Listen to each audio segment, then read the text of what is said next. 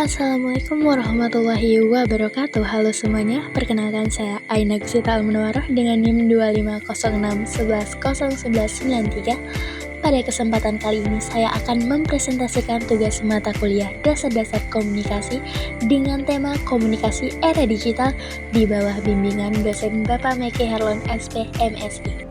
Oke teman-teman, melalui presentasi ini saya akan membahas bagaimana perkembangan teknologi digital mengubah cara berkomunikasi, dampaknya terhadap masyarakat, serta solusi agar komunikasi digital tetap efektif dan etis.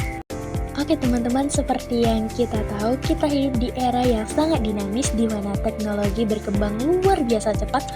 Perangkat digital kini menjadi tak terpisahkan dari kehidupan kita, mulai dari belajar, bekerja, berbelanja, hingga bersosialisasi.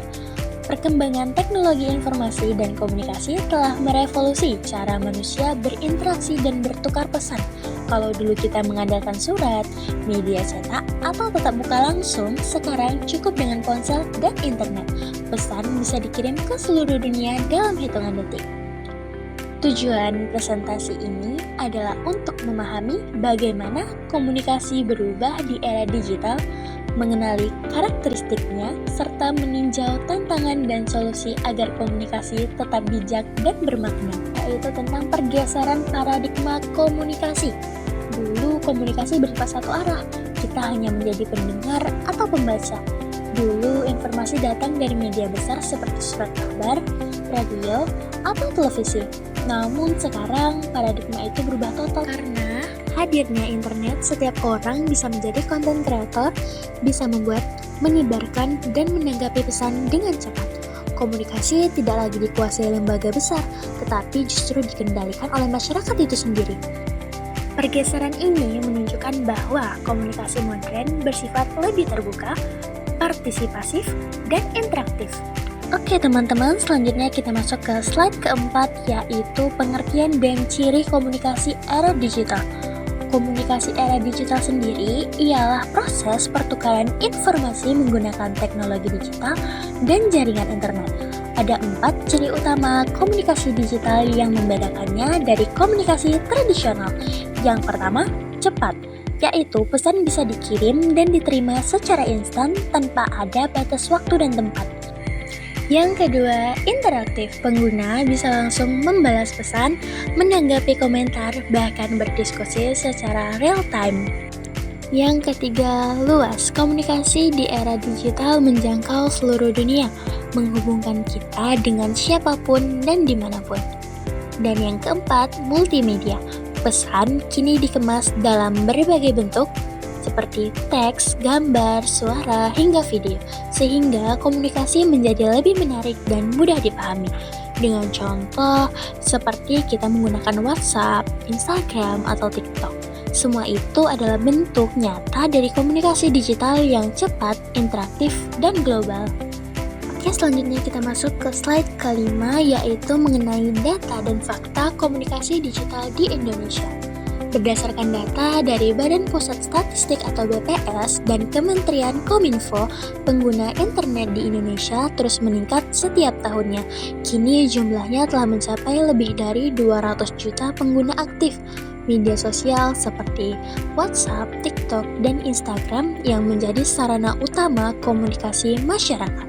Selain untuk hiburan, media digital juga berperan besar dalam pendidikan, bisnis, dan pelayanan publik. Contohnya, proses belajar mengajar kini bisa dilakukan secara daring melalui Zoom atau Google Meet. Sementara dunia kerja atau dunia usaha berkembang pesat melalui e-commerce seperti Shopee dan Tokopedia.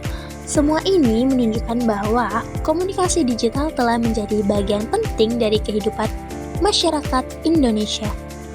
Oke teman-teman, di slide ke-6 kita akan membahas tentang tantangan komunikasi di era digital.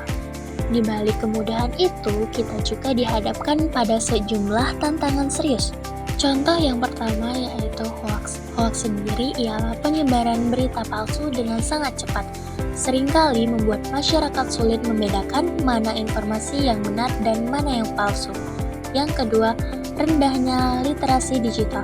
Karena tidak semua orang mampu memfilter informasi yang diterima, sehingga mudah terpengaruh isu yang belum tentu benar. Ketiga, ketergantungan teknologi. Kita sering menatap layar dan mengurangi interaksi tatap muka, bahkan bisa berdampak pada kesehatan mental. Dan yang keempat yaitu privasi data. Banyak pengguna belum sadar bahwa data pribadi mereka bisa disalahgunakan, misalnya dalam kasus penipuan digital atau pencurian identitas. Karena itu, kesadaran dan etika digital menjadi hal yang sangat penting di masa sekarang. Kalau di slide yang tadi kita membahas tantangan, sekarang kita membahas tentang solusi bagaimana menghadapi tantangan di era digital. Lalu, bagaimana sih solusi untuk menghadapi berbagai tantangan tadi? Yang pertama, edukasi literasi digital. Masyarakat harus diedukasi agar paham cara menggunakan teknologi secara cerdas, aman, dan bertanggung jawab. Yang kedua, cek sumber informasi. Biasakan memverifikasi setiap berita atau unggahan sebelum dibagikan. Gunakan sumber terpercaya seperti situs pemerintah ataupun media resmi. Yang ketiga, etika komunikasi digital, yaitu terapkan etika berinternet agar interaksi di dunia maya tetap positif dan saling menghargai. Dan yang keempat, keamanan cyber, yaitu lindungi data dengan mengganti kata sandi secara berkala dan hindari membagikan informasi sensitif di media sosial. Dengan langkah-langkah ini, kita bisa menciptakan lingkungan komunikasi digital yang lebih aman, sehat, dan produktif. Selanjutnya yaitu kesimpulan. Dari seluruh pembahasan dapat disimpulkan bahwa komunikasi digital membawa dampak besar dalam mempercepat arus informasi dan memperluas jangkauan interaksi manusia. Namun di balik kemajuan tersebut ada tanggung jawab besar untuk menggunakan teknologi secara bijak. Komunikasi yang baik di era digital tidak hanya bergantung pada teknologi, tapi juga pada etika, tanggung jawab, dan kesadaran terhadap jejak digital kita. Keseimbangan antara kecepatan informasi dan keakuratan menjadi hal yang sangat penting untuk dijaga.